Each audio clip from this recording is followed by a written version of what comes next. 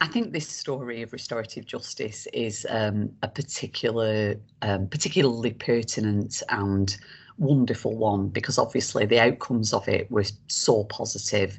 I think what's special about this particular interpretation of it is that Jacob had nothing to gain really from entering into the process. I'm sure there's sometimes a little bit of scepticism about why a perpetrator engages in it, you know, to reduce sentence, etc. And I think that, you know, by the time Jacob entered into the process, he'd already come out of prison, so that wasn't an issue for him. He genuinely wanted to do something to show that he was sorry for what had happened. And of course, everybody is full of huge admiration for John and David for their engagement with it and their ability to be interested in Jacob and his future and his progress, which in turn changed his life. So it has been an incredible thing to be part of the telling of this story. And I know from the reaction of audiences afterwards, you know, people, even when there isn't a structured conversation after the performances, there are always people at stage door, there are always people at the bar afterwards wanting to talk about their thoughts and feelings about restorative justice in particular. Because for people who haven't seen the play, what's quite extraordinary about it is the meeting, the actual RJ meeting between Jacob, John and David, and officiated by Nicola, is kind of the climax of the play. And that's a very unusual thing for a meeting between four people sitting around a table being the absolute pinnacle of drama. But it has been incredible to sit on stage and hear the absolute pin drop silence of people watching that scene. You can feel people leaning in, and then people like actually audibly sobbing throughout it, because not just because it's an incredible moment of drama, I suppose, but because it very, very much encourages you to put yourself in the shoes of those people and ask yourself the question, would I be capable of this? And I think in a world where we're very, very divided now, where we're constantly being pitted against each other, I think that it's only a good thing for us to think about how we in our ordinary lives can bring a little bit of the philosophy of RJ into our own lives in terms of listening and respecting the other person and bridging those divides. I'd just like to say just a little bit about forgiveness, really, because during this, you know, some of the wraparound around the production has been with the Forgiveness Project, which also, you know, has been a big part of John and Jacob's journey. And in a discussion that we had with the Forgiveness Project one night in the talking circle outside the theatre, we were talking about the nature of forgiveness. And I said, you know, sometimes I find it very difficult to forgive people, you know, in the most sort of banal circumstances in my life. And the people there who'd been through, you know, huge trauma and who'd managed to do it said that there is a feeling that forgiveness is kind of a wafty thing, you know, that it's something that we bestow on another. And actually forgiveness has teeth. It's an incredibly powerful and strong thing, but it also often comes from a position of survival, because I know for Joan, she'd reached the end of bitterness and resentment and a more punitive way of feeling that Jacob needed to be punished. And she wasn't getting any answers or any help. And it was almost born of necessity, this idea of kind of reaching beyond it.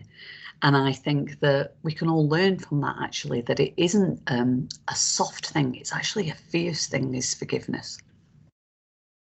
I didn't know anything about restorative justice before the play. So everything I've learned has been through the research for the part and working with the people that have come in for to help us with the play and to share the story. So yeah, I've learned on the job really about restorative justice, and now I just talk about it all the time. It's kind of one of those things where you go, yeah, but is that going to work for every case? And it depends on this. But what if you got I have so many questions like, what if you got a person like this? Or what about if it's this crime? Or what if it's this crime? What if it's this crime? And so the more that I researched it, or the more that you know, Nicola herself spoke to us about it, the more I understood that actually there's a lot of time that goes into preparing. There's the communications between offenders and victims, and actually it isn't just like, okay, here's this person's phone number, now I'll deal with it. it's actually a lengthier process than I thought. And obviously we only show it in the space of like 2 hours, but we do say in the play that in the particular case that we are portraying, that it did take over 2 years for these people to actually meet, and it's not always what you see on television. I really didn't know anything about it. This is my introduction, which I'm ashamed to say, but this is my introduction to the whole thing.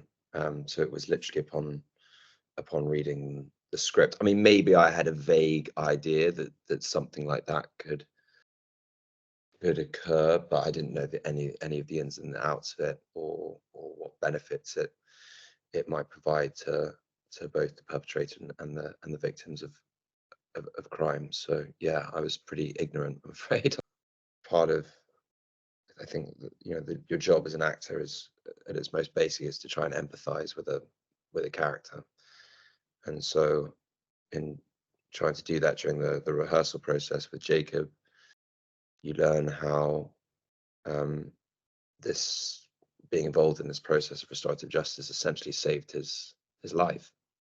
Yeah, he said, that's actually a line in the play that he says to Joan and David in the meeting scene, that when they expressed an interest in what he was doing, that probably saved his life. So yeah, I went on a huge process, as I described, from literally knowing nothing about it to thinking it's surely an invaluable process and an antidote to, you know, a criminal justice system and a prison system that's obviously pretty flawed in this country. But it was very impactful meeting Nicola and finding out, you know, how this case was unique, because it's very difficult. Obviously, you're dealing with a story, knowing it's not the whole story, but obviously listening to Nicola's testimony was really interesting to find out how extraordinary it really was in terms of contextually with all the other things that she'd done in the past. So and now it's clear that although, you know, the recipe works, if you like, it does take a certain courage on all sides and a willingness to be vulnerable and share to that extent, and that David and Joan and Jacob were all extraordinary individuals that allowed that to be the unique combination that it was, if that makes sense. I'm sure other people's stories are as extraordinary, if not more, but you know, it was interesting to hear from Nicola's point of view that was new to her as well. Very interesting. I think there needs to be a lot more of it.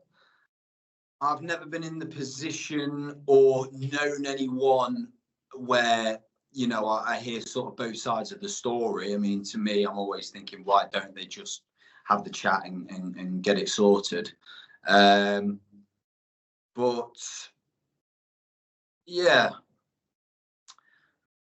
it's very interesting because everyone's got their own reasons and everyone's got their own story. So I don't think there should be any judgment if, you know, people don't want to cooperate. I think everyone's within their rights, but I think if it offers reduced sentencing and you know, the chance to sow some bad hopes that have been created, then I think it's silly not to. And I think everyone deserves the opportunity to be able to have the conversation with the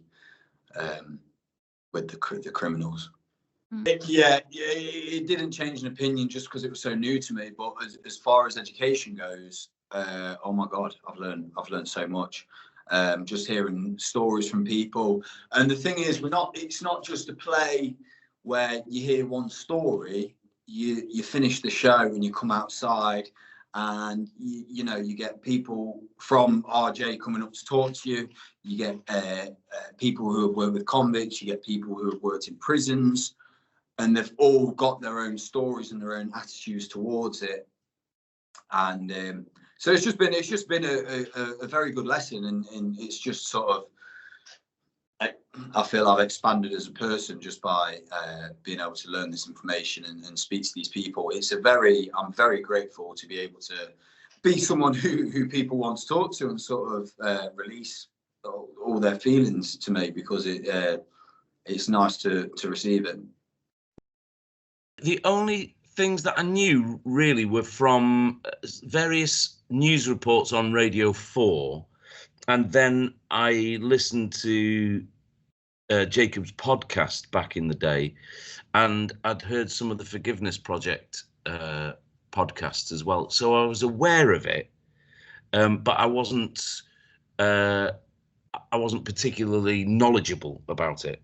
I didn't necessarily know how it worked or what it involved or how widespread or not, as the case may be, it is. It's fascinating. And I think it's necessary, but I think the concept of seeking answers, but also possibly forgiveness, I think is very powerful. Has this particular story of restorative justice that you're performing in impacted how you feel about it? Yeah, I think it's reinforced my beliefs in it, that it's a healthy thing. Obviously, this is a piece of restorative justice around a homicide, which is at the extreme end of things. But I think for a lot of victims of crime, certainly that I know, that there would be massive benefits for restorative justice.